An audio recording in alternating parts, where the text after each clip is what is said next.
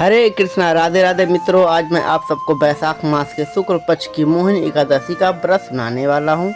इस बार एकादशी का व्रत 8 मई दिन गुरुवार को रहेगा। तो मित्रों चलिए आप सबको एकादशी का व्रत कथा सुनाता हूँ।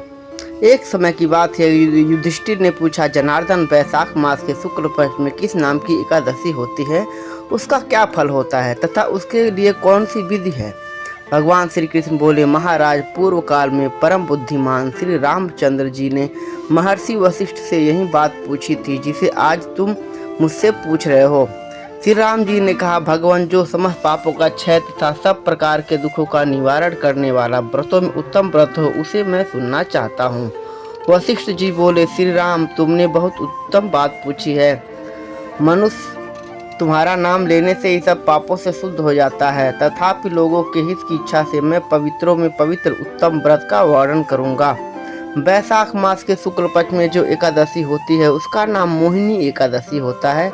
वह सब पापों को हरने वाली और उत्तम है। उस व्रत के प्रभाव से मनुष्य मोह जाल तथा पातक समूह से छुटकारा पा जाते हैं। हे भक्त, सरस्वती नदी के रमणी तट पर भद्र रावती नाम की सुंदर नगरी है। वहाँ धृतिमान नामक राजा, जो चंद्रवंश में उत्पन्न और सत प्रतिज्ञ थे, राज करते थे। उसी नगर में एक वैश्य रहता था जो धन धान्य से परिपूर्ण और समृद्धशाली था। उसका नाम था धनपाल।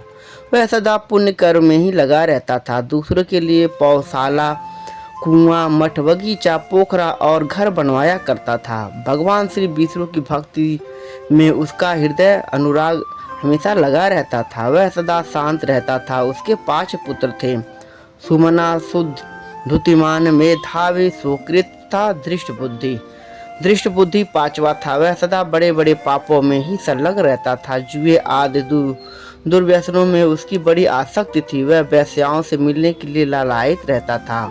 उसकी बुद्धि न तो देवताओं के पूजन में लगती थी और न पितरों तथा ब्राह्मणों के सत्कार में।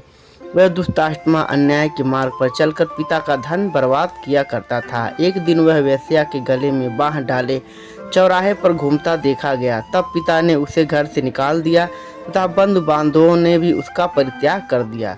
अब वह दिन रात दुख और शोक में डूबा तथा कष्ट पर कष्ट उठाता हुआ इधर उधर भटकने लगा। एक दिन किसी पुण्य के उदय होने से वह महर्षि कौंडिल्यन के आश्रम पर जा पहुंचा। बैसाख का महीना था। तपोधन कौंडिल दंड गंगा जी में स्नान करके आए थे। दृष्ट बुद्धि शोक के भार से पीड़ित हो मुनिवर कौंडिल्य के पास गया और हाथ जोड़कर सामने खड़ा होकर बोला, भगवान द्रिश्रेष्ठ, मुझ पर दया करके कोई ऐसा व्रत बतलाए जिसके पुण्य के प्रभाव से मेरी मुक्ति हो जाए। कौंडिल्य बोले, बैसाख के शुक्ल पक्ष में मोहिनी नाम से प्रसिद्ध एकादशी का व्रत करो। मोहिनी को उपवास करने पर प्राणियों के अनेक जन्मों के किए हुए मेरु पर्वत जैसे महापाप भी नष्ट हो जाते हैं।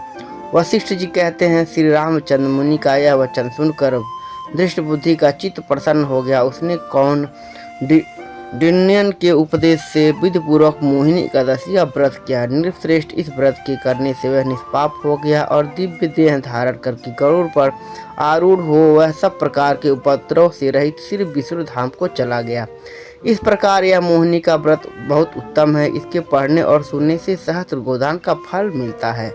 तो मित्रों, यहीं पे मोहिनी एकादशी का व्रत संपन्न होता है। आशा करता हूँ कि आप सबको मोहिनी एकादशी का व्रत अच्छा लगा होगा। आपके ऊपर सदा लक्ष्मी नारायण की कृपा बनी रहे। कृपया आप सब मेरे इस चैनल को सब्सक्राइब, लाइक एंड शेयर जरूर करें। बोलिए हरे कृष्णा, जय श्री राधे, राधे राधे।